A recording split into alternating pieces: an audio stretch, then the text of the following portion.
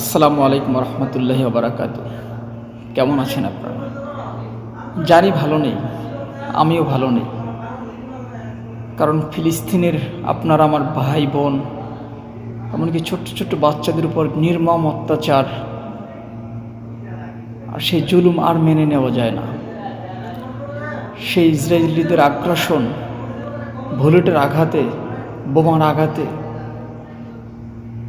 তাদের দেহগুলো ছিন্ন বিচ্ছিন্ন হয়ে যায়। আসলে এটা চোখে দেখার পরে এই দুই চোখে ঘুম আসে না, চোখের পানি ধরে রাখা যায় না। কিন্তু কি করতে পারি বলে, আমরা কি করতে পারি? কি বা করার সাধ্য আমার আছে, যেখানে পুরো আরব বিশ্ব, পুরো মুসলিম বিশ্ব চুপ?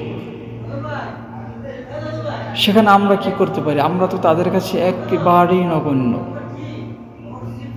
আমরা যদি কিছু নাও করতে পারি, হয়তো আমরা এতটুকু করি যদি আমাদের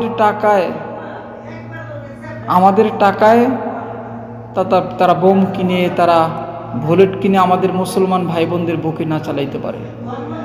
সেজন্য তাদের যত পণ্য আছে এটা আমরা বয়কট করতে পারি। এটা আমাদের দ্বারা সম্ভব। কারণ প্রত্যেকটা প্রোডাক্টেরই বিকল্প প্রোডাক্ট আছে।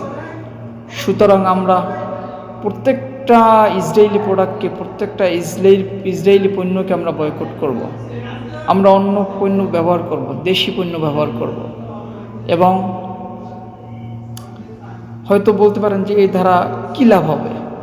দেখুন, আমাদের যতটুকু সামর্থ্য আছে, আমাদের যতটুকু সাধ্য আছে, আমরা ততটুকুই হয়তো চেষ্টা করতে পারবো। আর পাবো আল্লাহর কাছে দুহাত তুলে বেশি বেশি দোয়া করতে, চোখের পানি ফেলাইয়া।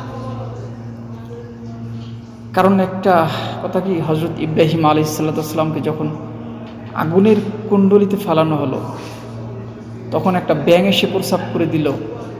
আসলে ব্যাঙের প্রস্রাবে কি আগুন নিবব না। তখন ব্যাঙকে জিজ্ঞাসা করলো, তোর প্রস্রাবে কি আগুন লিখব? তখন ব্যাঙ উত্তর দিল, হয়তো আমার প্রস্রাবে এই আগুন লিখব না, কিন্তু আল্লাহ যদি আমাকে জিজ্ঞেস করে যে তুই কি করছিস, তখন হয়তো আল্লাহর কাছে বলবো, আল্লাহ, আমি ইব্রাহিমের পক্ষে ছিলাম। তো আল্লাহ যদি আমাদেরকে কোনো দিন কাঠগড়ায় দাঁড়ায় যে তোমরা ফিলিস্তিনিদের জন্য কি করছো, হয়তো আমরা এতটুকু বলতে পারবো যে আল্লাহ, আমাদের তো সাধ্য ছিল না, আমাদের এতটুকু সাধ্য ছিল যে যাতে আমাদের টাকায় তারা বুলেট কিনে, বোমা কিনে আমাদের ফিলিস্তিনি